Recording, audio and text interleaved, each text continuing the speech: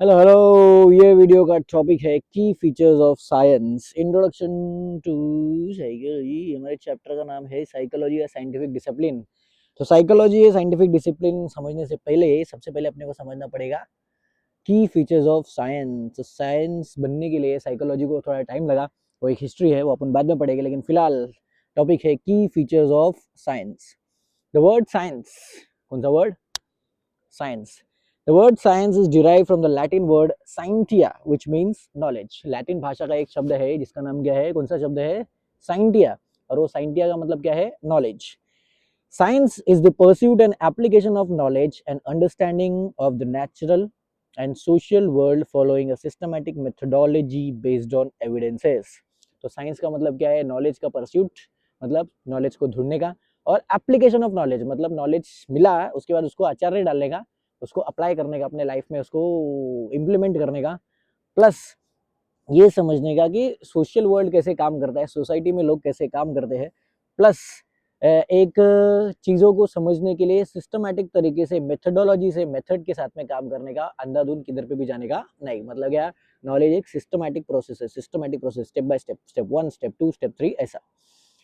Following are some की features of science. Science की कुछ खास फीचर्स दिया है अपने को, टोटल 6 फीचर है। फीचर नंबर 6 है एम्पेरिकल एविडेंस। कौन सा? Empirical evidence.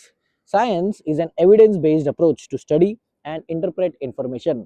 साइंस क्या है? एक एविडेंस बेस्ड स्टडी है भी। जब तक एविडेंस नहीं रहेगा तब तक उसको अपन साइंस नहीं बोलेंगे। कोई भी इंफॉर्मेशन को समझने के लिए और इंटरप्रेट करने के लिए, समझना, स्टडी करना और इंटरप्रेट करना तीनों अलग चीज रहता है। स्टडी करना मतलब क्या कि हम लोग उसको लैंग्वेज बाय लैंग्वेज ट्रांसलेट कर रहे हैं और उसको देख रहे हैं रियल लाइफ एग्जांपल से। और इंटरप्रेट करने का मतलब क्या, जो सिखाने वाला था उसने क्या पर्सपेक्टिव से सिखाया, वही पर्सपेक्टिव सेम अगर अपने को समझ में आए और फिर उसको हम लोग यूज करें अपने लाइफ में ग्रो करने के लिए, आगे बढ़ने के लिए, तो इंटरप्रिटेशन बोलते हैं। तो एविडेंस बेस्ड चीज रहेगा तो उसको साइंस बोलते हैं। Empirical evidence refers to acquiring information through direct observation और एक्सपेरिमेंट्स। एम्पेरिकल मेथड मतलब क्या कि हम लोग नॉलेज अक्वायर कर रहे हैं दो तरीके से, या तो डायरेक्ट ऑब्जर्वेशन, हम लोग कोई चीज हो रही है तो ऑब्जर्व कर रहे हैं, वो न्यूटन ने ऊपर से कुछ तो गिरा तो उसको देखा, ऑब्जर्व किया, फिर उसके ऊपर क्या किया, नॉलेज अक्वायर किया। या दूसरा तरीका रहता है एम्पेरिकल मेथड का, उसको बोलते हैं एक्सपेरिमेंट मेथड। कौन सा मेथड? एक्सपेरिमेंट्स, मतलब लैब में कुछ एक्सपेरिमेंट किया, उससे समझा, तो वो भी कौन सा मेथड है? Empirical method, evidence based approach. Scientific knowledge is based on verifiable evidence so that other investigators can observe or measure the same phenomena and verify its accuracy in future.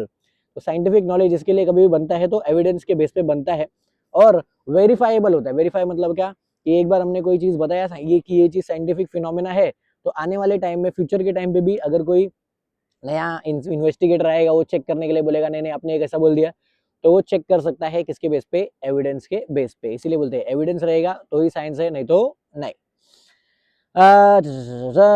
Number number 6 हो गया। अभी number 5, science का feature number 5, objectivity. क्या? Objectivity. Objectivity मतलब क्या? दो approach रहता है कोई भी चीज को देखने का, पहला सब्जेक्टिव अप्रोच और दूसरा ऑब्जेक्टिव अप्रोच। सब्जेक्टिव अप्रोच मतलब क्या, मेरा खुद का जो अंडरस्टैंडिंग है, अभी तक मेरे पास जितना इंफॉर्मेशन है उसके बेस पे अगर मैं समझता हूँ, उसको अपने प्रीजुडिस से, मेरे को जितना नॉलेज है उसके हिसाब से समझता हूँ, तो वो सब्जेक्टिव अप्रोच है। ऑब्जेक्टिव अप्रोच मतलब क्या, सामने जो चीज है उसको एज इट इज देखने का। अभी ये स्पीकर मेरे हाथ में है तो इसको स्पीकर ही बोलने का, इसके लिए ऑब्जेक्टिव अप्रोच क्या करना पड़ेगा, इसको खोल के देखना पड़ेगा कि इसमें सच्ची में स्पीकर जैसा खास बात है कि नहीं, कुछ चल रहा है कि नहीं चल रहा है, वो सब चीज देखेंगे तो ऑब्जेक्टिव अप्रोच है। इसको कोई बायस, मतलब पहले से कोई प्रीजुडिस नहीं, मैंने कुछ सोचा हुआ है पहले से, मेरे को किसी ने कुछ बताया था तो सेम टू सेम वैसा कर रहा हूँ, वैसा कुछ भी नहीं होना चाहिए। तो ऑब्जेक्टिविटी क्या लिखा है देखो, साइंस ऑब्जेक्टिवली स्टडीज अ फिनोमिनन अंडर कंसिडरेशन। साइंस क्या करता है, कोई भी फिनोमिनन को ऑब्जेक्टिवली स्टडी करता है, सब्जेक्टिवली नहीं। ऑब्जेक्टिव मतलब क्या, उसका वो जो फिनोमिनन है उसको सब चीज, सब बायस साइड में रख के, आज तक जितना भी इंफॉर्मेशन है वो सब साइड में रख के तभी देखते हैं। ऑब्जेक्टिविटी मतलब क्या, जय objectivity means the ability to see and accept the facts as they are and not as the investigator might wish them to be. Objectivity का मतलब क्या, चीजों को एज इट इज देखने का क्वालिटी, उसको बोलते हैं ऑब्जेक्टिविटी। या ऑब्जर्वर या इन्वेस्टिगेटर जो है उसको जैसा देखने की इच्छा है कि मेरे को ये चीज ऐसा देखने की इच्छा है, वो वैसा देखेंगे तो वो सब्जेक्टिविटी हो गया, क्योंकि अपन अपने इच्छा के हिसाब से देख रहे हैं। ऑब्जेक्टिविटी मतलब क्या, जैसा चीज है वैसे का वैसा देखेंगे तो उसको बोलते हैं ऑब्जेक्टिविटी। तो ये ऑब्जेक्टिव अप्रोच रहेगा तभी वो चीज साइंस कहलाएगा, नहीं तो नहीं। जहां पे भी सब्जेक्टिव अप्रोच आ गया, वो ऑब्जर्वर अपने हिसाब से देख रहा है, तो फिर क्या होगा, वो कौन सा अप्रोच है, साइंटिफिक अप्रोच नहीं है। ऑब्जेक्टिविटी का मतलब क्या, that objectivity means that all sources of biases, all sources of prejudices, all sources of beliefs, all sources of wishes, all sources of values and preferences etc are set aside while investigating a particular phenomenon. Objectivity का मतलब क्या, कोई भी phenomenon investigate करने के time पे बाकी सब चीजें, सबसे पहला बायस मतलब क्या, हमारा सोचने का जो एक फिक्स तरीका है उसको साइड में रख देने का, और फिर चीजों को देखने का, तो ऑब्जेक्टिविटी है। दूसरा प्रीजुडिसेस, पहले से हमने जो जजमेंट बनाया किसी चीज को लेके, अगर उसको भी हम लोग लेके देख रहे तो भी ऑब्जेक्टिविटी नहीं है। सब प्रीजुडिस साइड में रखने का, उसके बाद देखने का। बिलीफ, हम लोग को जो भरोसा है, जो विश्वास है, कभी कभी अंधविश्वास भी रहता है, तो जो भी चीजों पे विश्वास है वो विश्वास भी साइड में रखने का और उसके बाद देखने का, तो ऑब्जेक्टिविटी है। फिर उसके बाद विशेष, हमको जो चीज इच्छा है कि मेरे को ये चीज ऐसा देखने का इच्छा है, तो वो भी हटा के साइड में रख के, जैसा चीज है, जैसा सिचुएशन है, उसको वैसे का वैसा देखा, ऑब्जेक्टिविटी है। और चौथा वैल्यूज, कि मेरा जो वैल्यूज है, मेरे को ये सच लगता है, मेरे को वो झूठ लगता है, मेरे को ये अच्छा लगता है, मेरे को वो खराब लगता है, वो चीज भी अगर दिमाग में रख के हम लोग चीजों को इन्वेस्टिगेट कर रहे हैं, तो भी वो कौन सा अप्रोच है, ऑब्जेक्टिव अप्रोच नहीं है, सब्जेक्टिव अप्रोच है। तो ऑब्जेक्टिविटी ये सब नहीं रहना चाहिए, बायस नहीं रहना चाहिए, प्रीजुडिस नहीं रहना चाहिए, बिलीफ नहीं होना चाहिए, विश नहीं होना चाहिए कि मेरे को ऐसा ऐसा इच्छा है, वैल्यूज ये सब प्रेफरेंसेस सब साइड में रख के, तब जब भी किसी चीज को इन्वेस्टिगेट करते हैं, किसी चीज के ऊपर नजर रखते हैं, तो उसको क्या बोलते हैं अपन, ऑब्जेक्टिव अप्रोच। ऑब्जेक्टिव अप्रोच रहेगा तो साइंटिफिक अप्रोच है, नहीं तो नहीं। नेक्स्ट है साइंटिफिक कॉजालिटी। क्या, साइंटिफिक कॉजालिटी नंबर 4, साइंस का खास बात number 4, scientific causality. Science aims at finding out the cause effect relationship between variables under consideration. Science का मेन एम क्या रहता है, साइंस में सब लोग, साइंटिस्ट लोग क्या सोचते हैं कि हम लोग कॉज इफेक्ट रिलेशनशिप ढूंढ के निकाले, कि अगर कुछ हुआ है तो उसका कॉज क्या है, कॉज मतलब क्या, उसका कारण कुछ तो रहेगा, उसके बेस पे ये रिजल्ट निकला, कॉज इफेक्ट, कुछ तो कॉज था, उसके बेस पे इफेक्ट निकला। नेक्स्ट देखो, a researcher in a scientific study, a researcher tries to control all extraneous variables in order to find out the effect of the independent variable on the dependent variable, that is the effect. तो इसमें जब भी एक scientific study होती है, कोई भी चीज स्टडी किया जाता है, तो उसमें रिसर्चर क्या ट्राई करता है कि जो एक्सट्रेनियस वेरिएबल्स है उसको कंट्रोल करने की कोशिश करता है। एक्सट्रेनियस का मतलब क्या, कि जो हर एक वेरिएबल मेन सिचुएशन के आसपास घूमने फिरने वाला जो भी चीजें है, जो भी सिचुएशन है, उसको ध्यान में रख के दो चीजें ढूंढने का। पहला इंडिपेंडेंट वेरिएबल, मतलब वो कॉज, कारण क्या है, और दूसरा डिपेंडेंट वेरिएबल, कि वो कारण के ऊपर कौन सा वाला वेरिएबल डिपेंडेंट है, ये कारण है तो ये हो रहा है। कि अगर कोई एक सर्टन बिहेवियर अपने सामने दिखा रहा है, तो वो बिहेवियर का कारण क्या है। बहुत बार ऐसा होता है कि जो लोग बहुत गुस्से वाले रहते हैं, वो गुस्से वाले लोगों का बिहेवियर का कारण क्या है, तो बचपन से आदत है, या तो फैमिली में वैसा ही हैबिट है, या तो फिर कुछ तो ऐसा इंसिडेंट हुआ था जिसकी वजह से वो लोग गुस्से वाले हो गए। सेम ऐसा शाय लोग के साथ में भी होता है। शाय लोग मतलब क्या, बचपन से लोगों के सामने कुछ इंटरेक्शन हुआ नहीं, सोशल इंटरेक्शन हुआ नहीं, दोस्त बने नहीं, घर में बैठा के रखा था वो लोग को, तो इसकी वजह से वो लोग दोस्ती करना, वो लोग को हैबिट नहीं रहता है, तो इसके लिए वो शाय बिहेवियर रहता है। तो कॉज और इफेक्ट, तो साइंटिफिक कॉजालिटी ढूंढना, ये भी एक रिसर्च होने की खास बात है। ये अगर हम लोग साइंटिफिक कॉजालिटी नहीं ढूंढेंगे, मतलब क्या, तो साइंटिफिक अप्रोच नहीं है, कॉज इफेक्ट रिलेशनशिप को ध्यान में रखते हैं। नंबर 4 देखो, सिस्टमैटिक एक्सप्लोरेशन। कौन सा, systematic exploration. Science adopts a certain sequential procedure for studying a particular phenomenon. जब भी साइंटिफिक स्टडी होता है, तो साइंस में वो लोग एक सीक्वेंस वाइज प्रोसीजर फॉलो करते हैं, स्टेप 1, स्टेप 2, स्टेप 3, स्टेप 4, ऐसा। Sequential procedure includes few scientific steps like identifying the problem, formulation of hypothesis, collection of facts, analysis of facts, scientific generalization and then prediction. तो अभी ये जो steps है जो हम लोग बोल रहे हैं कि वो क्या है, वो एक सीक्वेंशियल प्रोसीजर है, तो उसमें सीक्वेंस में साइंटिफिक स्टेप्स होते हैं। स्टेप नंबर 1 उसमें क्या है, आइडेंटिफाइंग द प्रॉब्लम, प्रॉब्लम क्या है जिसके लिए हम लोग साइंटिफिक रिसर्च कर रहे हैं। दूसरा, फॉर्मुलेशन ऑफ हाइपोथेसिस, मतलब क्या, हाइपोथेसिस मतलब उसका क्या पॉसिबल सॉल्यूशन हो सकता है, या उसका क्या पॉसिबल रीजन हो सकता है, क्या पॉसिबल रिजल्ट होता है, वो निकालना। हाइपोथेसिस अभी तक फिक्स नहीं किया, लेकिन एक हाइपोथेसिस बिल्ड किया कि ऐसा हो सकता है। फिर उसके बाद तीसरा, वो लोग क्या करते हैं, कलेक्शन ऑफ फैक्ट, फिर वो लोग फैक्ट कलेक्ट करते हैं। साइंटिस्ट लोग क्या करते हैं, जाते हैं, रिसर्चर लोग फैक्ट कलेक्ट करते हैं, उससे रिलेटेड जितना जानकारी जहां जहां से मिलेगा, ओरल सोर्सेस, लोगों से पूछताछ करेंगे, रिटर्न सोर्सेस, डॉक्यूमेंट ढूंढेंगे, मटेरियल सोर्सेस, मतलब उससे रिलेटेड सब सबूत वगैरह ढूंढेंगे। फिर उसके बाद तीसरा स्टेप आता है एनालिसिस ऑफ फैक्ट। फैक्ट का एनालिसिस, मतलब चेकिंग करते हैं कि सच्ची में ये फैक्ट सही है या नहीं। एक बार किसी ने बोल दिया तो वो फैक्ट तो होगा नहीं। और फिर उसके बाद आता है साइंटिफिक जनरलाइजेशन। जनरलाइजेशन मतलब क्या, कि उसको साइंस के हिसाब से जनरलाइज करने का कि वो चीज सच्ची में पॉसिबल है या नहीं। और फिर लास्ट में आता है प्रेडिक्शन। प्रेडिक्शन के केस में क्या होता है, फिर वो बताया जाता है कि आगे जाके ऐसा हो सकता है।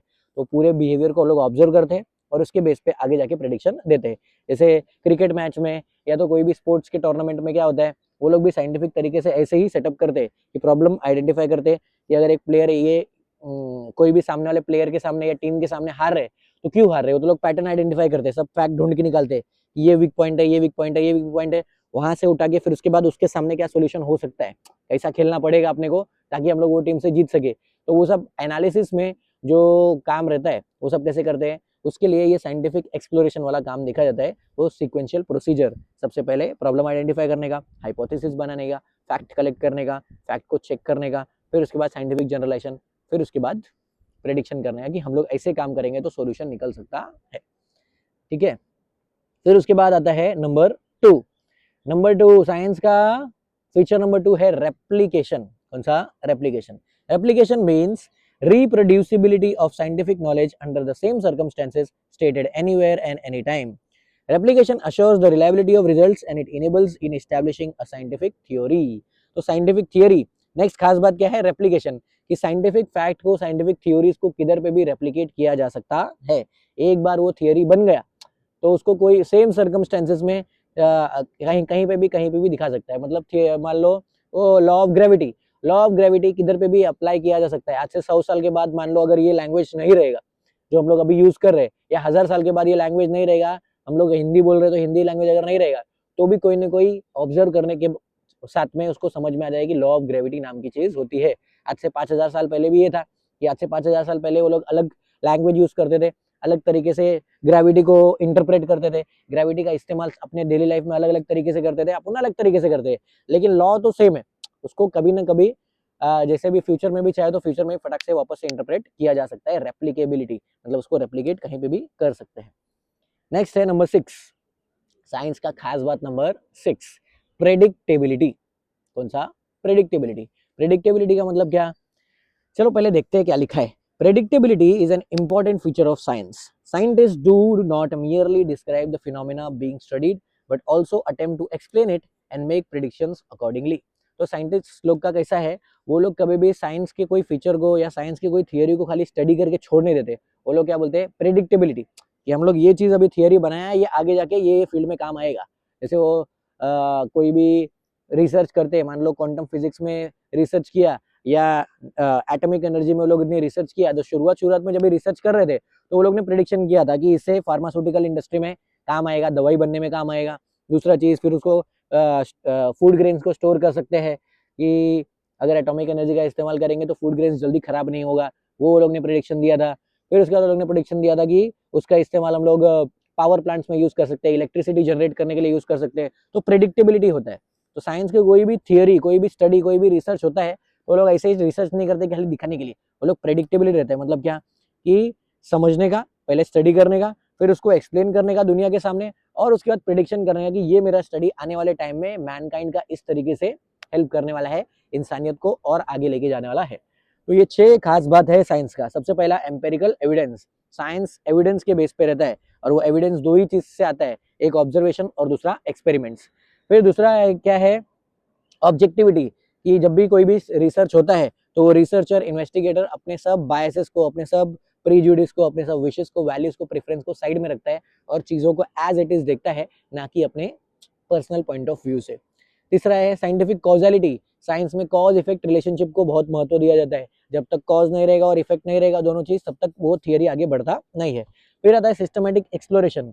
साइंस में वो सिस्टमेटिकली सब कुछ एक्सप्लोर करते हैं, उसमें साइंटिफिक स्टेप्स होते हैं, आइडेंटिफाइंग द प्रॉब्लम, प्रॉब्लम को आइडेंटिफाई करने का, हाइपोथेसिस बनाने का, फिर फैक्ट कलेक्ट करने का, फैक्ट्स को चेक कर लेने का, फिर साइंटिफिक जनरलाइजेशन करने का कि साइंस मतलब डेली लाइफ में कैसे काम आएगा, और फिर प्रेडिक्शन करने का कि इसके वजह से फ्यूचर में क्या क्या फायदा होने वाला है। पांचवा क्या है, रेप्लिकेशन। साइंस का खास बात यह है कि उसको किधर पे भी रेप्लिकेट किया जा सकता है, सेम कंडीशन में कोई और भी अगर वही सेम रिसर्च करेगा, भले उसका भाषा अलग रहेगा, लेकिन वो साइंटिफिक थ्योरी तो सेम टू सेम रहेगा, कोई भी उसको देख सकता है, समझ सकता है ऑब्जर्वेशन के साथ। और नंबर 6 है प्रेडिक्टेबिलिटी। प्रेडिक्टेबिलिटी साइंस का मस्त इंपॉर्टेंट फीचर है। उसमें वो लोग फिनोमिना समझते हैं, पहले साइंटिस्ट लोग, रिसर्चर लोग, समझने के बाद फिर उसको एक्सप्लेन करते हैं दुनिया को, और फिर प्रेडिक्शन करते हैं कि आने वाले टाइम में उसका फायदा क्या होगा। चलो बाय बाय।